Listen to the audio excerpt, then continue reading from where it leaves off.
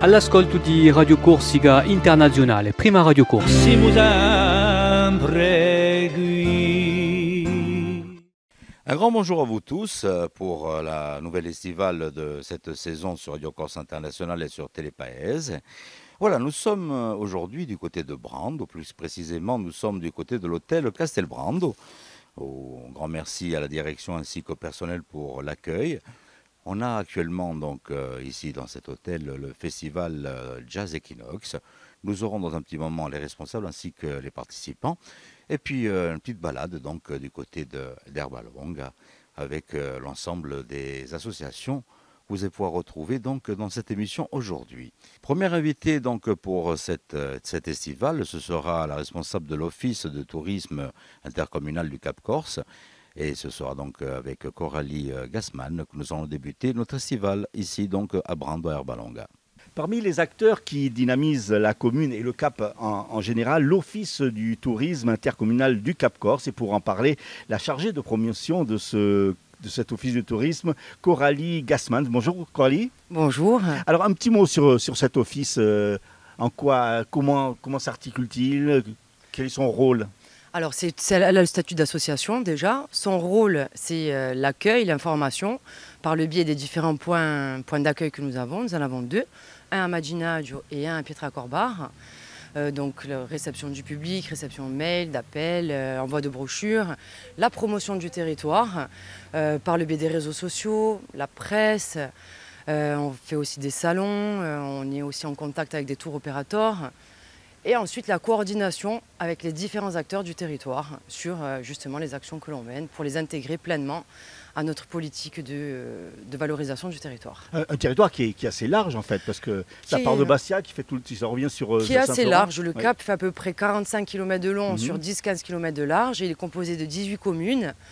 Et du coup, c'est un territoire qui est quand même assez étendu. Avec de nombreux atouts, donc assez divers finalement. Oui, il y a la mer, la montagne. C'est une péninsule, c'est une montagne dans la mer. Le sommet le plus haut est à plus de 1328 mètres. Et il y a une offre mer et terre à la fois. Alors justement, vous en parliez à l'instant, vous travaillez beaucoup avec les nombreuses communes, les mairies en particulier? Oui, tout à fait. Les mairies, les associations, les habitants, les socioprofessionnels.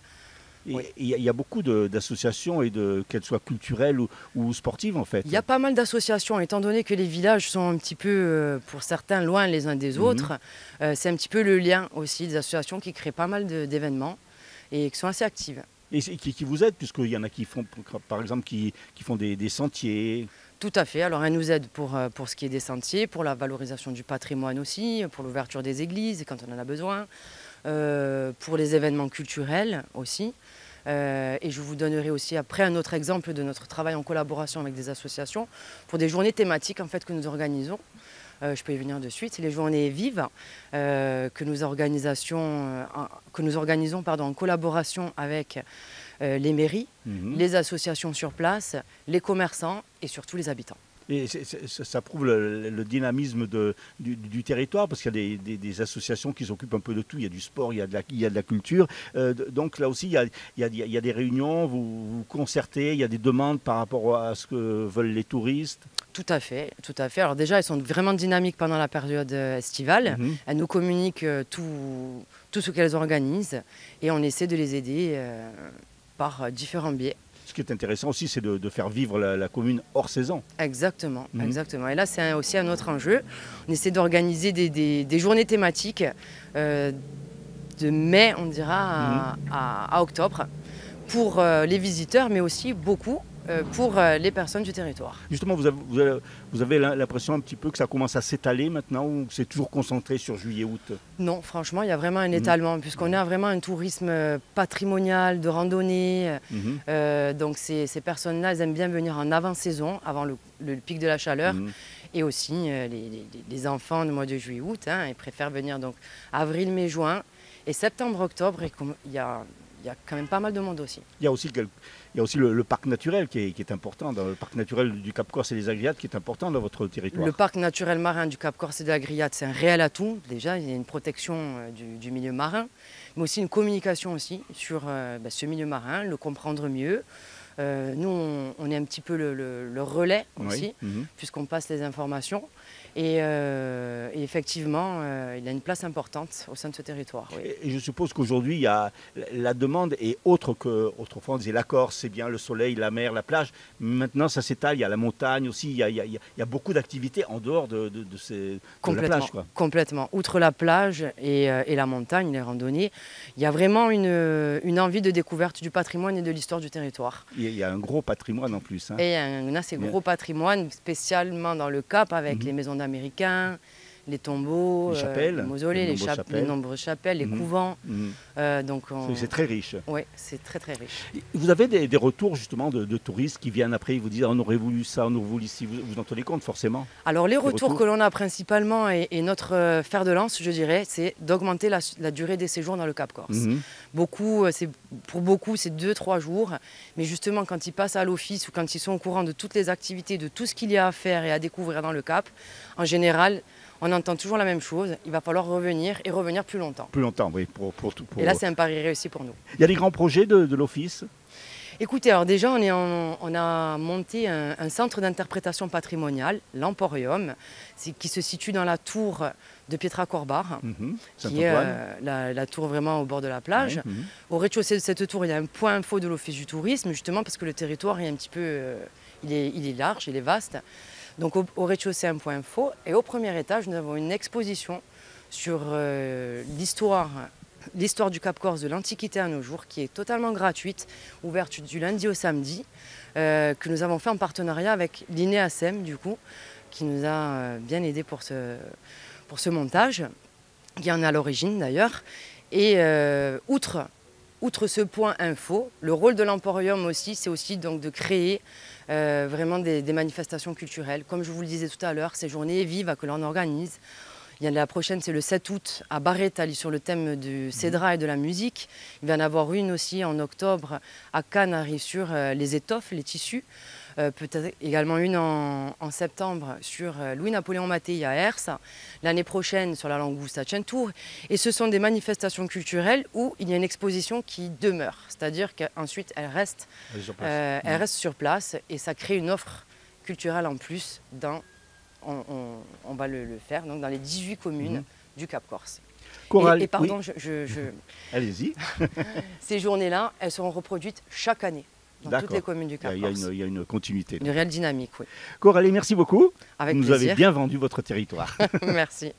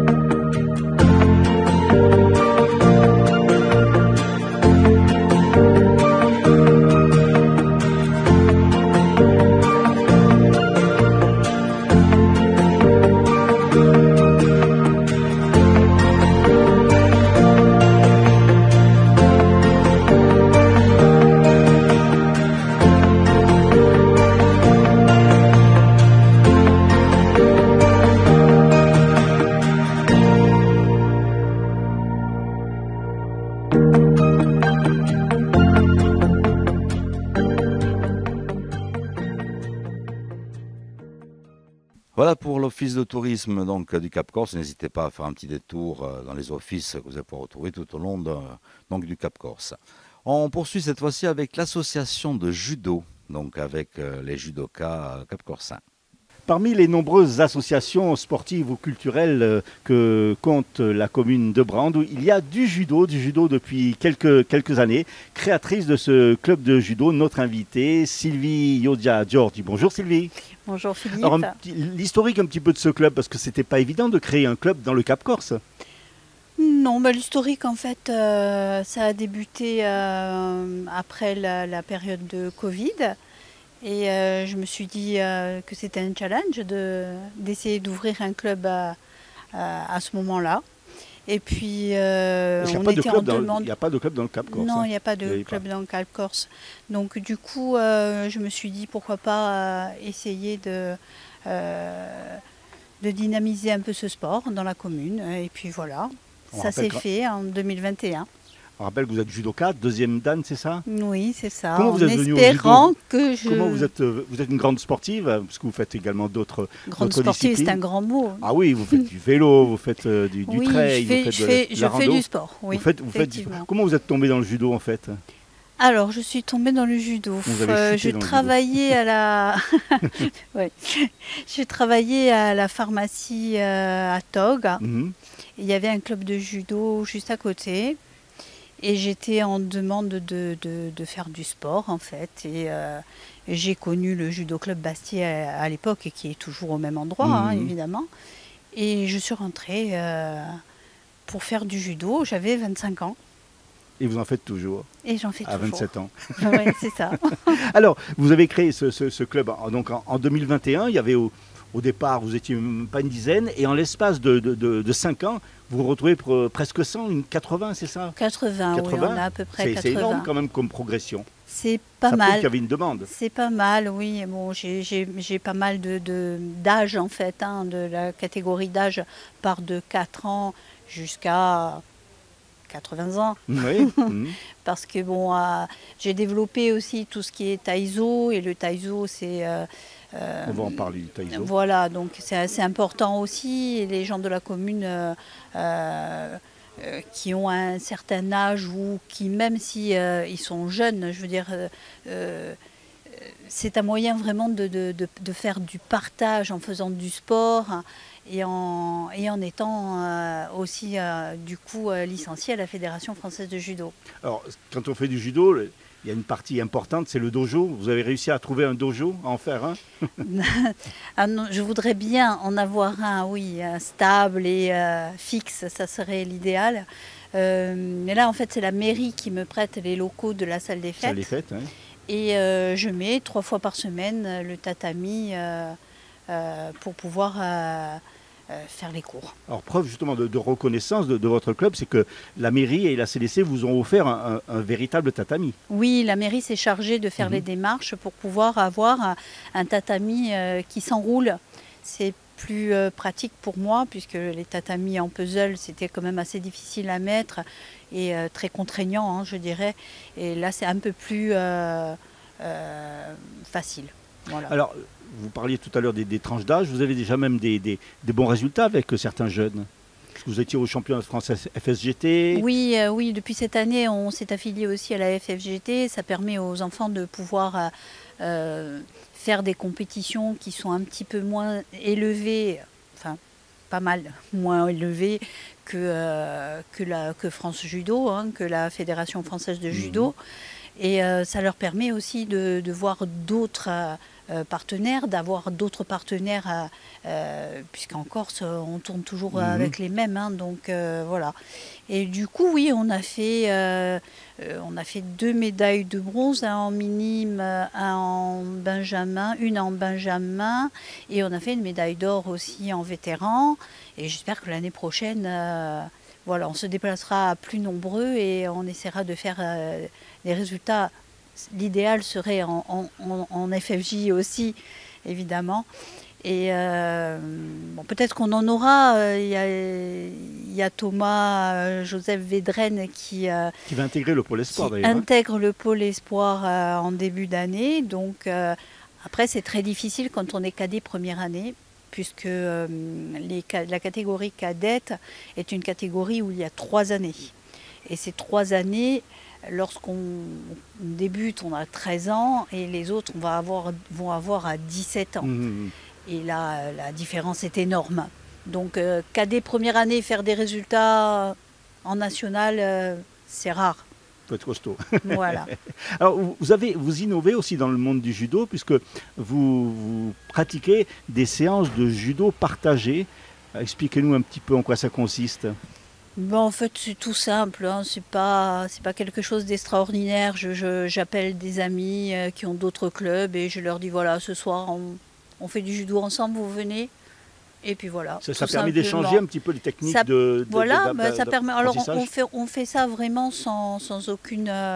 Il n'y a pas de voie hiérarchique, je dirais. On est là, on se donne des conseils entre nous. On est pratiquement tous ceinture noire et on s'amuse, on fait des randonnées, on s'écoute. C'est du partage. Vous faites pas mal de stages aussi pour vos élèves. Il y a des stages? Oui, je fais des stages. Là, je vais en faire un stage de rentrée que je fais tous les ans à fin août. Et c'est un stage qui consiste à faire plusieurs sports. On fait, c'est un peu comme de la préparation physique, préparation à l'entrée à la nouvelle saison de judo, où on fait du judo, du paddle, du canoë-kayak. On va faire du circuit training, des randonnées, du running, enfin de la course à pied pour parler français. Voilà, on va faire un peu de tout et tout ça de façon aussi ludique pour pas que ce soit trop rigoureux. Voilà. Et puis l'an passé, vous aviez initié aussi votre premier tournoi. Ça, c'était important. C'est important pour un club d'organiser son propre tournoi. Tout à fait, oui. C'est important. C'est quelque chose d'énorme, hein, une organisation. J'aime bien que tout soit très ordonné, très précis. Donc je suis un peu maniaque sur ce genre de choses. Donc ça s'était très bien passé. Je me suis régalée. On s'est tous régalés. On a été vraiment. Ça a été dans une ambiance bon esprit. Et voilà, cette année malheureusement je n'ai pas pu le renouveler. Petite parenthèse. Là, oui. Voilà. Et donc on remettra ça l'année prochaine. Donc la saison prochaine, je ferai le tournoi de la Giustra, de la Torre d'Herba Longa. Et la saison 2026-2027, j'organiserai un tournoi Benjamin international. Voilà. Il me faut un peu de temps pour pouvoir tout mettre en place. Et je pense qu'il me faut cette année pour pouvoir le mettre en place. Vous parliez tout à l'heure du taïso, qu'est-ce que c'est exactement? Ça, c'est pour une catégorie un peu plus élevée d'âge? Ah non, pas spécialement. Ah bon? Pas spécialement, parce qu'on peut le faire à partir de 10 ans. Donc 10 ans jusqu'à 99 ans. Et ça consiste en quoi? Ça consiste à faire des exercices physiques adaptés. Et à l'époque, les Japonais en fait faisaient ça en préparation physique avant de faire du judo. C'est un peu comme un échauffement, une préparation physique. Donc c'est important puisque je m'adapte en fait à toutes les personnes. C'est-à-dire des personnes qui ont des problèmes de santé, je vais leur faire un exercice qui est moindre par rapport à une personne qui est en bonne santé, qui a 20 ans. C'est presque du cours particulier, mais on est une vingtaine quand même à chaque fois, on tourne, j'ai pas mal d'adhérents. D'adhérentes, puisque pour l'instant j'ai pas encore de garçons. Mais voilà, on se régale aussi. C'est pareil, hein, nous sommes vraiment dans une ambiance très sympathique et on fait en sorte que ça le reste surtout. Alors, vous êtes très dynamique donc au niveau du sport sur la commune, mais pas que, puisque dans votre petit village de Castelbrando, vous vous occupez également d'une association culturelle, patrimoniale. Oui, je suis présidente. De la chapelle. Oui, je suis présidente aussi de l'association pour la sauvegarde de Castelbrando. Donc, il y a toute une histoire. Ah oui, c'est là où il y avait le château, le castel. Il y a le château, il y a le castel, cette année, on fait partie du chemin des Lumières, c'est-à-dire on fait partie de la fontaine de Brando. C'est Castello qui a été choisi pour Brando. Donc, et il y a plusieurs chapelles, je crois qu'il y en a 13. La chapelle, la fontaine. Parce qu'il existe aussi le chemin des Lumières pour les chapelles. Oui, tout à fait. Voilà. Donc nous, c'est notre fontaine qui a été choisie pour Brando. Et c'est super sympa. Hein.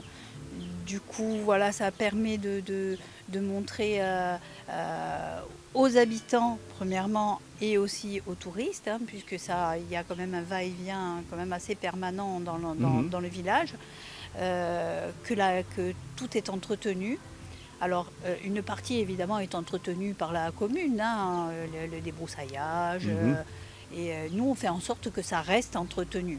Et en plus de ça, on essaye de faire des activités pour que le village ne s'endorme pas et reste dynamique. Sylvie, merci beaucoup. Merci de nous avoir parlé de judo et de ce joli petit village qui est Castelbrand. Et puis donc, pour ceux qui sont intéressés par le judo, rendez-vous donc à la mairie de Brand, d'Herbalongue, pour pratiquer ce sport. Merci Sylvie. Merci à vous. Au revoir. Voilà, juste après le judo, on redescend donc du dojo et des tatamis pour rejoindre cette fois-ci un écrivain. Ce sera Pierre Caril qui est notre invité ici à Brand. Autre invité du Cap Corse, qui habite le Cap Corse, Pierre Carel, il figure emblématique des apothicaires bastiais pendant 40 ans, homme politique également, puisqu'il a été sur la scène bastiaise au début des années 2000, homme de théâtre, et puis tout récemment, le voici écrivain avec son premier roman, Amadeo. Bonjour Pierre. Bonjour. Alors comment s'est fait cette plongée dans la littérature? C'est un peu lié au théâtre, hein, si je dois le faire rapidement. On répétait avec Avilette. Et Avilette a créé pour Oedipe Roi, dans lequel donc, je jouais, des morceaux très inédits. Et lors d'une répétition, j'ai fredonné un de ses airs. Et Jean-Claude Aquaviva m'a dit « Tu as l'oreille musicale ». Et je lui ai répondu spontanément « Tu sais, je pense que c'est ma grand-mère qui m'a donné, enfin pas ce talent, mais voilà, cette particularité ». Et donc 2 nuits après, j'ai pensé à ma grand-mère très fort. Et j'ai écrit un poème que je ne vais pas dire ici, hein, mais qui a été suffisamment apprécié puisque Robert Girolami, qui est un chef d'orchestre qui est connu, hein, l'a mis en musique. Et ça m'a encouragé pour l'écriture. Et à partir de là, j'ai créé une fiction qui est celle d'Amadeo, qui maintenant a été lue par quelques personnes hein, depuis un certain temps, depuis maintenant 1 an, un peu plus d'1 an. Et donc ça m'a encouragé à continuer l'écriture. Mais au début, c'est venu spontanément. C'est-à-dire que ce poème qui doit faire 30 lignes, mais est venu comme ça, j'avais l'impression d'être guidé, ça a été particulier, alors que je ne suis pas un écrivain au départ. Hein. Et alors maintenant, il y a des gens qui me rencontrent, qui me disent « Ah, je vous connais, vous êtes écrivain ». Bon, parce qu'ils m'ont vu lors de rencontres littéraires à Herbalongue, par exemple, ou sur certains lieux publics, aux nombreuses dédicaces que j'ai pu faire.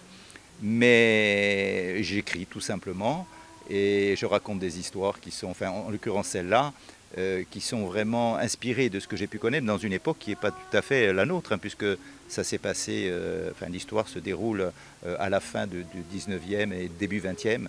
On parle de la guerre de 14, enfin vous avez pu lire ce livre, il est pour beaucoup assez prenant parce qu'il y a une intrigue qui se déroule jusqu'au bout, il y a de l'amour, il y a de la musique, enfin Amadeo. Il peut plaire.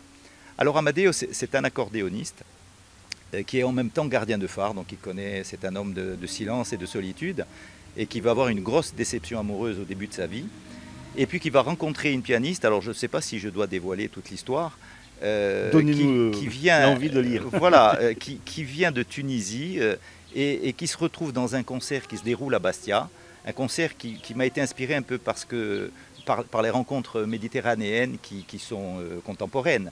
J'ai imaginé qu'après la guerre de 14-18, en 1919, avait lieu un concert qui réunissait les Tunisiens, qui avaient participé finalement à la libération de l'époque, hein, à la Grande Guerre, et les Corses. Et de là arrive une Tunisienne, qui vient un peu de nulle part, qui est une naufragée en fait. Et cette histoire va se combiner avec l'histoire d'Amadeo, qui va éprouver pour elle des sentiments très particuliers, très étonnants. Et puis après, il y a toute une histoire qui se déroule et à la fin, il y a une révélation très particulière. Il y a une belle intrigue. Oui. Comme vous le disiez, c'est inspiré de votre grand-mère, de ce que vous a raconté votre grand-mère, mais il y a plein d'autres choses aussi. C'est presque autobiographique? Du tout, non. Ce n'est pas Alors après, les sentiments, les émotions qu'on peut avoir, on les retrouve dans l'écriture. Mais je me suis interdit, parce que je trouve que c'est pas mon envie d'être autobiographique. Après, les références sont pesées, je pense que quand on se met à écrire, il faut se documenter parce qu'on n'a pas toutes les connaissances voulues pour éviter de dire n'importe quoi. Moi, Tabarka, je n'y ai jamais mis les pieds. Et pourtant, tiens, c'est l'occasion d'en parler. Il y a un festival de jazz qui est très connu, qui se déroule à Tabarka. Voilà, Tabarka, ça veut dire Tua Barca. Donc, Tua Barca, j'ai fait un lien avec la barcarolle bastiaise. La barque de Vincent Orsini, donc des gens qu'on a connus, mais que j'ai transposés dans une époque qui n'était pas la leur. Voilà. Donc ce n'est pas autobiographique, mais je fais référence à des gens que j'ai connus. Voilà. Aujourd'hui, c'est une troisième vie. Après la vie. Non, c'est la même qui s'est transformée. Je me suis rendu compte, et justement, je pense que ma grand-mère, qui est restée un peu dans l'ombre de mon grand-père, dont une rue de Bastia porte son nom, était la figure emblématique de la famille. Il a fait la guerre, donc c'était l'homme dont on parlait. Et je me suis rendu compte que l'influence des femmes, j'ai 2 sœurs en même temps, a été très forte dans mon évolution. Donc aujourd'hui, je continue de vivre avec, non pas leur mémoire à l'esprit en permanence, mais je pense que ma grand-mère m'a construit sans qu'on s'en rende compte de son vivant. Ce n'est qu'après finalement que je l'ai presque ressuscité, non pas par l'écriture, mais dans mes émotions. Je me suis rendu compte qu'elle avait participé justement à ma formation indirectement, ma formation musicale, parce que je n'ai jamais appris le piano avec elle. Je continue d'en faire actuellement. Mon instrument, c'est le saxophone, mais en même temps, c'est un tout. Je pense qu'il n'y a pas de troisième vie. Une vie, on n'en a qu'une. Alors aujourd'hui, elle est faite. Voilà, elle est faite dans l'écriture, le théâtre bien sûr, même le cinéma aujourd'hui. Donc tout ça, c'est des choses auxquelles je n'aspirais pas spontanément, parce qu'on est pris par sa vie active, sa vie familiale.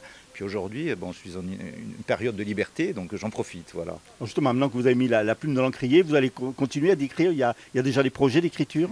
Il y a un nouveau roman qui justement se passe à l'époque actuelle, qui est écrit, que j'ai transmis aux éditeurs, et j'attends une réponse. J'espère que je vais être là aussi édité.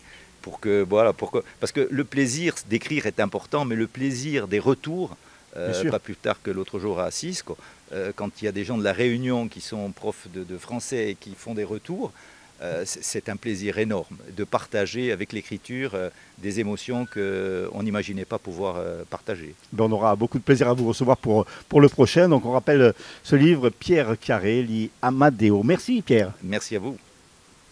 Donc ici à Castelbrando, l'hôtel Castelbrando, nous avons aussi Jazz Equinox, le festival. Et nous allons retrouver Michel Maestracci qui va nous parler un peu de ce festival qui se déroule dans le Cap, donc ici à Brando, ainsi que sur Bastia. Et nous avons aussi une petite invitée surprise. Une 4e estivale donc avec pour fil conducteur Jazz Equinox qui se déroule tous les ans ici même à Herbalonga mais également à Bastia. Et pour en parler bien entendu un des créateurs de ce festival de Jazz Equinox, Michel Maestracci. Bonjour Michel. Bonjour Philippe. Nous parlerons de notre invité tout à l'heure dans quelques instants. On ne va pas la faire trop attendre. Alors un brin d'historique sur ce festival Equinox qui a lieu du 19 au 26 juillet. Un brin d'historique, nous avons débuté en 2000. C'est l'histoire de copains. Une histoire de copains et d'une rencontre avec Michel Sardabi. À l'époque, j'étais journaliste pour Jazz Hot Magazine et on a sympathisé entre Iliens. On a décidé de faire le festival. C'est ce que nous avons fait pendant 25 ans. On a fait venir des grands noms du jazz et nous en sommes très heureux.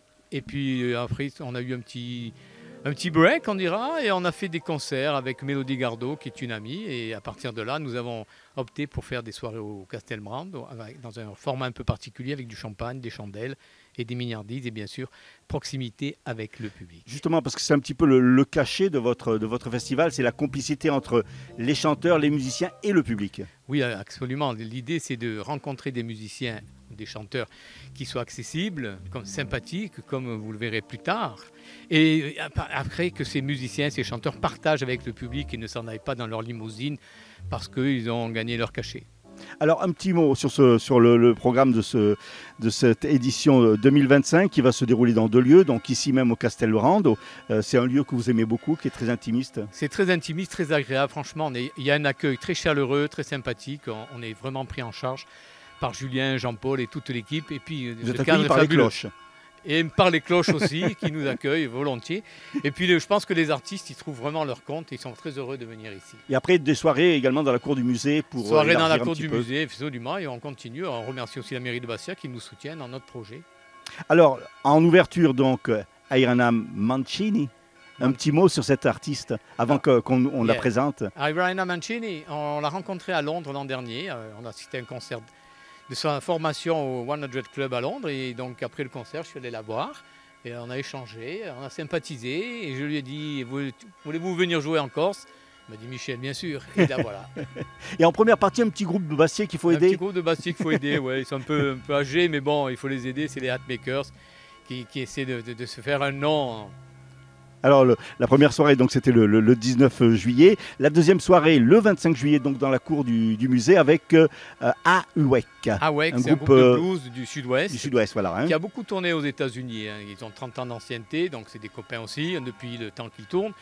Et avec une première partie ajaxienne. Ajaxienne, oui. La famille Pimenov avec Philippe Pimenov qui était le batteur de le père et les deux enfants. Le fils et la fille qui s'appellent donc Lucas Jean-Pierre Marcellet et Victoria. Voilà. Et donc la clôture c'est le samedi 26 juillet avec Karine Gyokturam qu'on ne présente plus non plus. On ne la présente plus puisque c'est une présentatrice. Elle a fait beaucoup de visuels. Et surtout elle fait un très bel hommage à Nina Simone qu'elle a...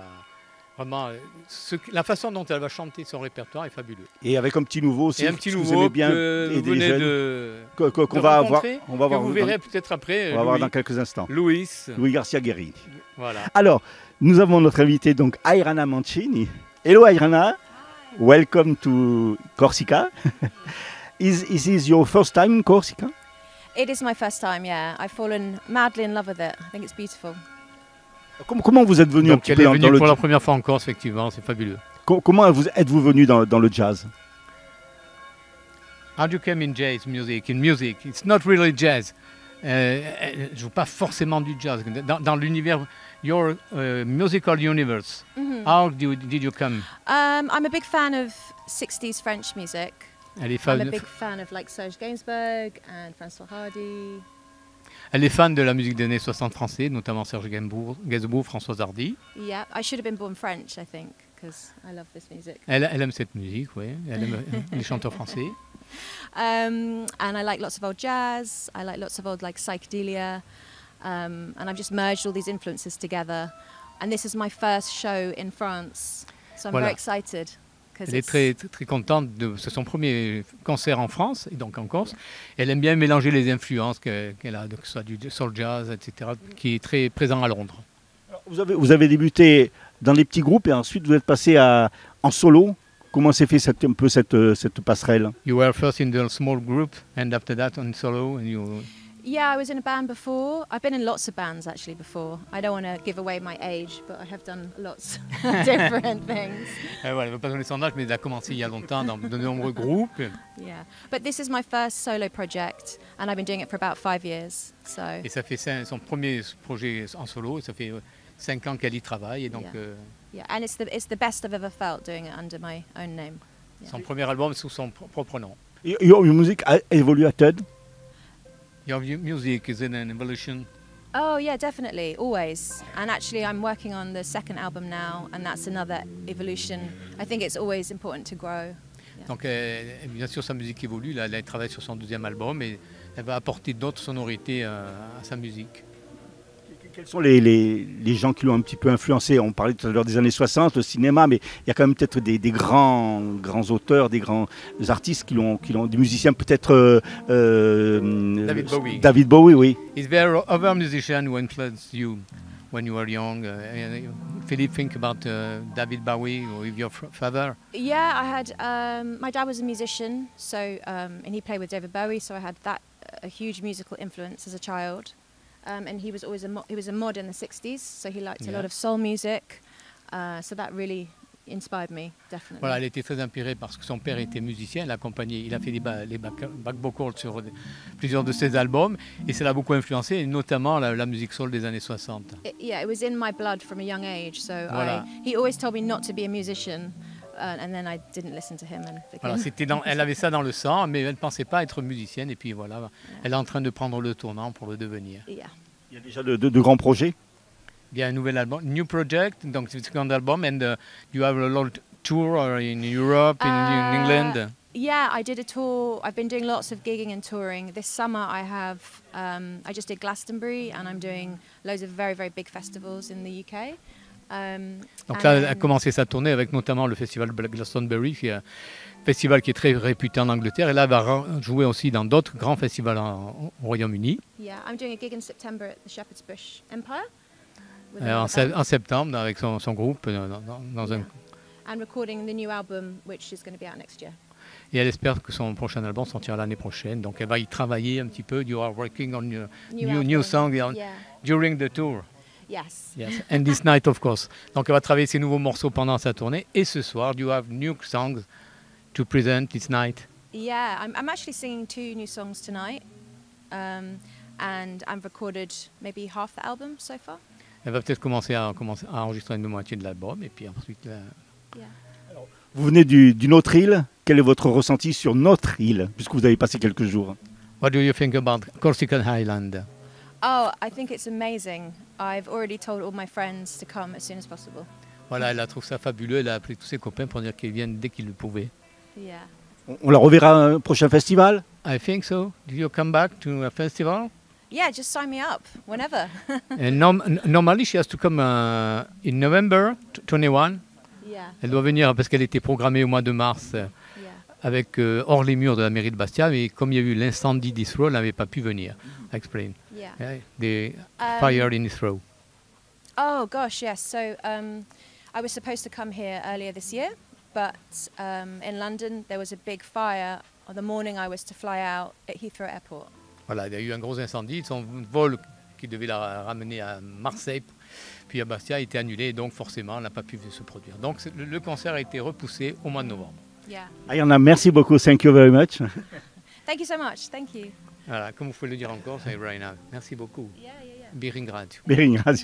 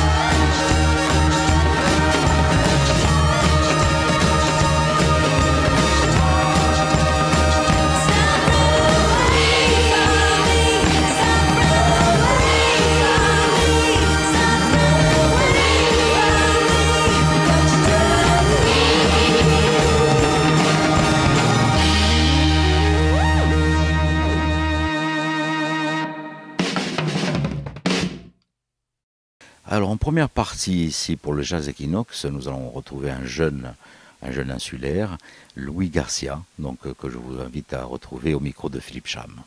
Une émission donc principalement axé sur Jazz Equinox. Jazz Equinox qui a également pour particularité de donner sa chance aux jeunes. Et un jeune, nous en avons un, Louis Garcia. Bonjour Louis. Bonjour Philippe. Louis, vous allez participer à ce festival puisque vous allez être en première partie d'une star du jazz. On aura l'occasion d'en reparler. Alors, à l'image d'Ayrana avec qui on a parlé à l'instant, vous aussi vous avez baigné tout jeune dans la musique en fait.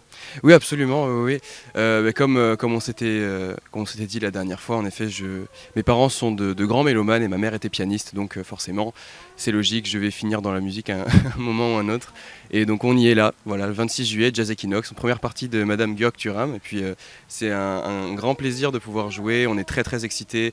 Il y a mon saxophoniste canadien qui viendra de Montréal, qui arrive lundi là dans quelques jours, donc on est tous très heureux avec mon batteur aussi Léo Savigne que je salue et puis on espère vous y voir. Alors ce qu'il faut souligner c'est que vous n'avez pas au début, vous n'étiez pas dans le jazz, vous étiez plutôt dans la pop et puis il y a eu un déclic. Exactement, déclic qui a été aidé par monsieur Pierre Reboulot que j'embrasse fort, qui est mon mentor de jazz, qui est professeur au conservatoire Henri Tomasi de Bastia voilà, il a juste déclenché cette passion et puis voilà, aujourd'hui on travaille encore dessus. Alors du coup vous êtes passé du conservatoire de Bastia et vous êtes allé dans une école spécialisée à Toulouse. Exactement, à l'université de Toulouse Jean Jaurès en donc musicologie, parcours jazz et culture musicale. C'est la seule école en France, hein, c'est ça? C'est la seule musicologie qui a option jazz, donc c'est qui est très intéressant parce que musicologie c'est quand même très très théorique, mais là on a l'avantage d'avoir donc la partie théorique mais aussi énormément de pratique, donc les cours d'improvisation, on a les cours d'ensemble, nos cours d'instruments personnels et ça a été très très formateur pour moi et je recommande si jamais il y a des gens qui veulent y aller. Et des études qui se poursuivent maintenant au Canada. Exactement, j'ai fini donc ma 3e année de licence jazz en échange à Montréal, puis là j'ai fini ma première année de master de composition et j'ai eu la chance cette année aussi de donner des cours à l'université de Montréal, donc de piano jazz, ce qui est une expérience formidable aussi et je suis ravi donc cet été de pouvoir être chez moi, d'être en Corse pour jouer et pour donc voilà, faire partager donc mes expériences et voilà la musique que j'ai apprise là-bas. Le but c'est d'être professionnel de la musique? Exactement, oui, de vivre de ses compositions, jouer et puis travailler avec des gens, faire des collaborations. Il y avait monsieur Pierre juste avant, donc vous parliez exactement Carré, vous parliez de cinéma, etc. Donc éventuellement aussi composer pour des films. Donc j'ai fait ça durant l'année, composé une bande originale d'un réalisateur italien, Roberto Zolfini, qui expatrié à Montréal. Donc voilà. Alors, ce qu'il faut signaler aussi, c'est que vous faites vos études donc, au Canada, mais vous jouez également, vous êtes sur scène. Parallèlement, vous exercez le métier de musicien. Bien sûr, c'est ça, c'est ce que je souhaite à tout musicien, c'est de se produire sur scène, c'est la meilleure des écoles. Hein. Donc oui, j'ai donc mon projet personnel avec mes compositions, donc Louis L-O-W-Y, qui est donc sur toutes les plateformes. Et d'ailleurs, quand on rentre à Montréal, je vais retourner en août à Montréal et on a un concert le 31 août. Et donc on va chanter une nouvelle composition qui n'est pas encore sortie, qui est donc en Corse.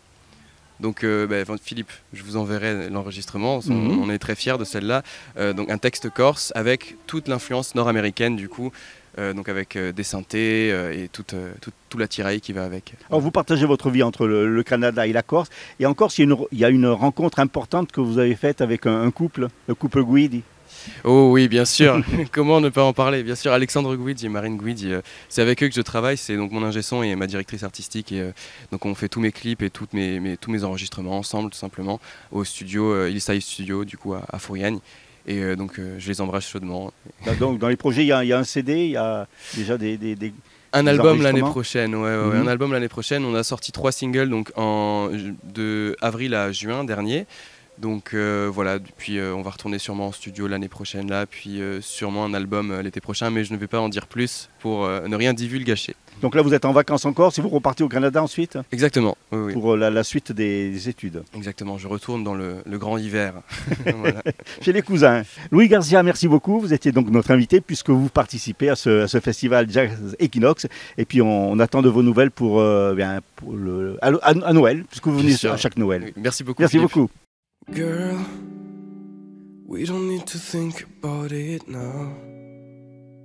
No need to rush, just look me in the eyes. The distance between us is just a fact. Here we are, on this bench, sitting here this one last hour. Counting paces, kisses patient, yeah. Eyes are shaking, lips are flirting. got no fucking time, so take my hand like you are mine. Let's run at night and dance in rain. Please don't be shy, it's our last hour. It's our last hour. This one last hour. Words don't speak the same around your lips. I choose to feel. I choose you. I choose you. I choose you. Don't speak the same around your lips. I choose to feel. I choose you. I choose you. I choose you. Girl, we don't need to think about it now. What if love is stronger than the war? And you and I so in love but so far.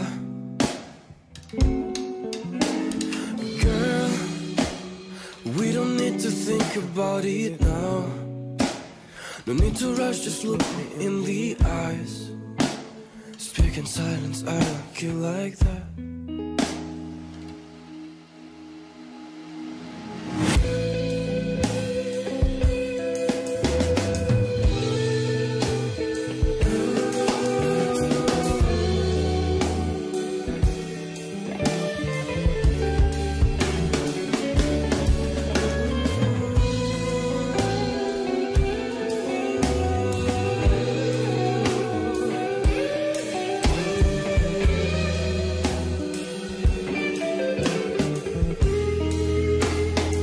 And then everything stops. Why won't you tell me? Just.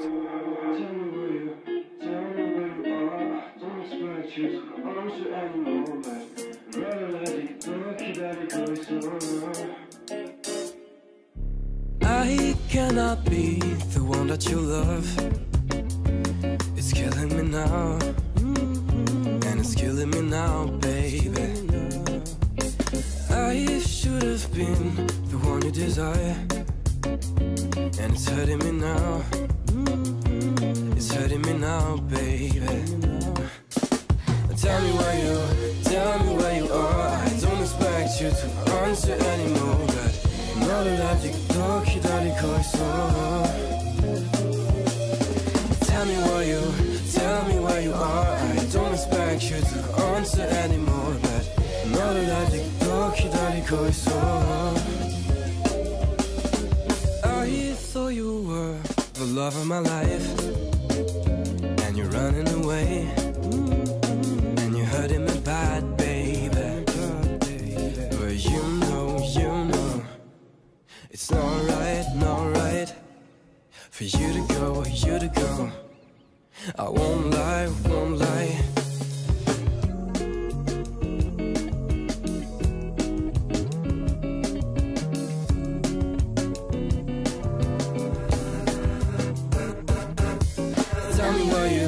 Tell me where you are. I don't expect you to answer anymore, but I'm not allowed to talk, you don't call so.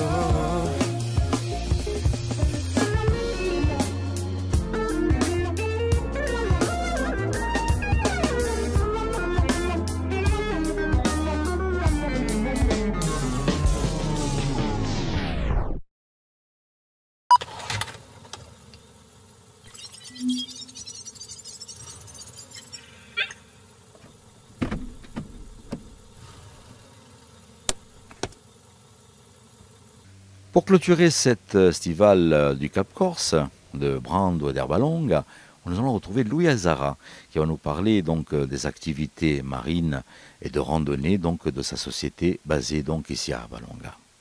Alors on parlait des divers clubs et associations qui dynamisent un petit peu la commune de Brando. Parmi ces clubs, il y a Corsica Loisirs Aventure de Louis Azzara. On va en parler à l'instant. Bonjour Louis. Bonjour Alors, Philippe. Corsica Loisirs Aventure, c'est une longue histoire aussi. Ah, ça fait 35 ans. Alors, c'est pas un club, c'est pas une association. Hein. C'est une société. C'est une entreprise. Une société, donc spécialisée dans le loisir. Spécialisée dans les activités de loisirs et de pleine nature. J'ai coutume de dire le partenaire de vos loisirs et vacances actives en Corse depuis 35 ans. En Corse et plus particulièrement dans le Cap Corse maintenant? Oui, alors on est vraiment maintenant axé vraiment principalement dans le Cap Corse, depuis l'avènement en même temps aussi du nouvel office de tourisme qui dynamise la région, et on a tellement de choses à faire sur le territoire de la commune de Brande que c'est vraiment un vrai bonheur que d'être ici. Avec le parc notamment, le parc naturel. Alors il y a le parc naturel marin dont j'ai l'honneur et le plaisir d'être membre du conseil de gestion et membre du bureau, mais il y a également donc la communauté des communes du Cap Corse, qui est présidée par Patrick Sanguinetti, qui est également le maire de la commune. Donc c'est un bonheur, c'est un honneur, parce que sur le territoire de la commune, il y a de nombreuses possibilités d'activités de loisirs et de pleine nature. C'est un grand territoire de jeu, hein, comme on dit. D'ailleurs, on l'avait dynamisé lors d'un précédent Corsica Raid Aventure. Et franchement, en restant sur le territoire de la commune, on a sur le territoire de la commune la possibilité de faire de la randonnée aquatique, du canyon. Si on prend des vélos électriques, on fait le tour de la commune, on découvre tous les petits hameaux qui s'égrènent sur la commune.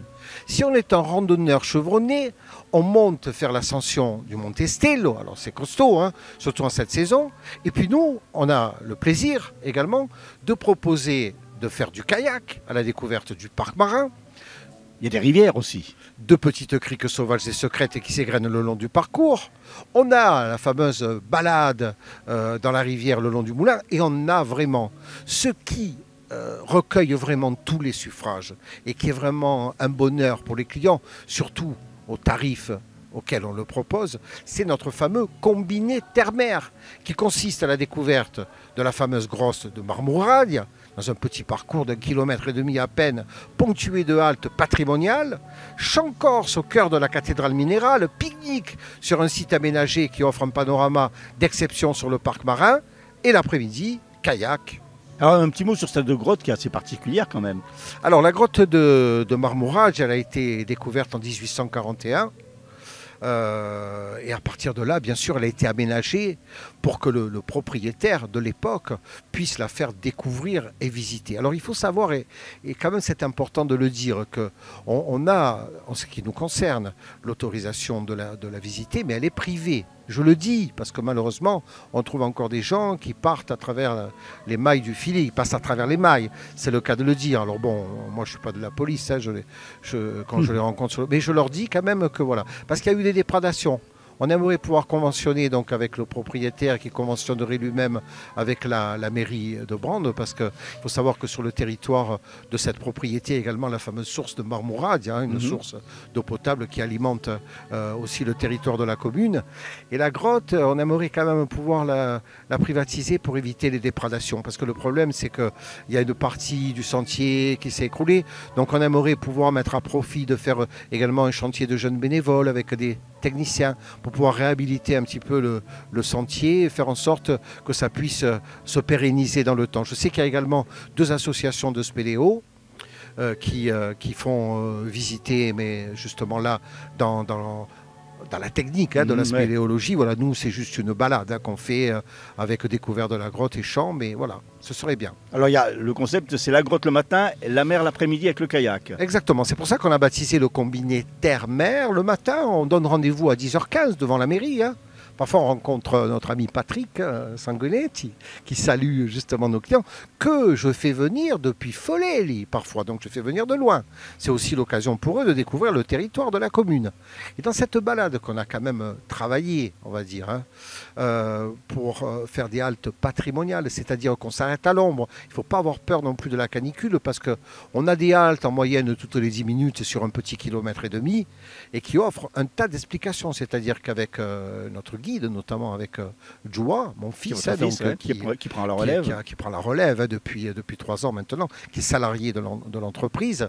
On a travaillé le fait de pouvoir exprimer des choses juste surprenantes et étonnantes. C'est-à-dire qu'on apprend beaucoup plus là, dans cette petite balade d'à peine 1,5 km, que tout ce qu'on pourrait apprendre sur les livres. Voilà. Oui, parce qu'il est question de botanique, de gastronomie même. Il est question justement en même temps donc, de tout ce qu'on peut trouver, des plantes aromatiques endémiques de Corse qu'on trouve sur le sentier, qu'on fait découvrir aux gens. On parle de la carrière, puisqu'on voit les murs, on voit les constructions, on voit les casouches, les petites maisons qui datent du XVIe siècle.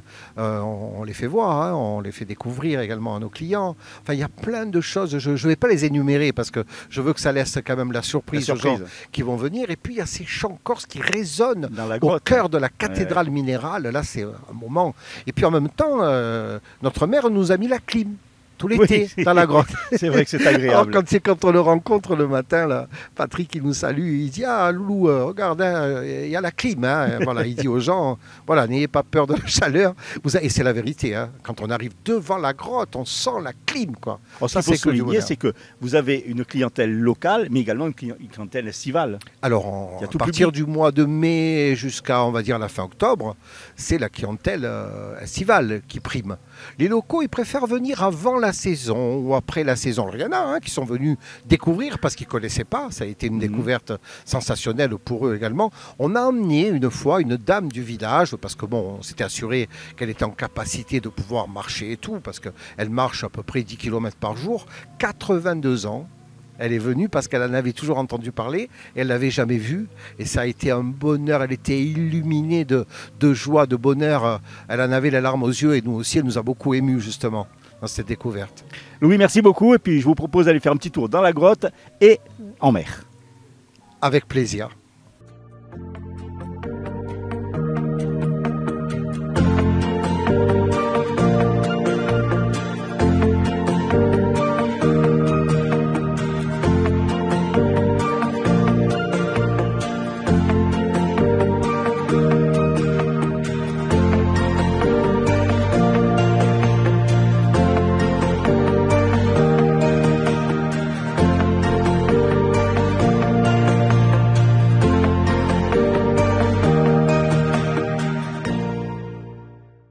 Ecco, vi ha passato sta stonda con noi in Radio Corsa Internazionale e Telepaese. Je vous rappelle que vous allez pouvoir revoir ces émissions en replay sur les deux stations, n'hésitez pas à les surfer. Et on se retrouve dans quelques jours pour un autre festival. D'ici là, tenete forte et à presto.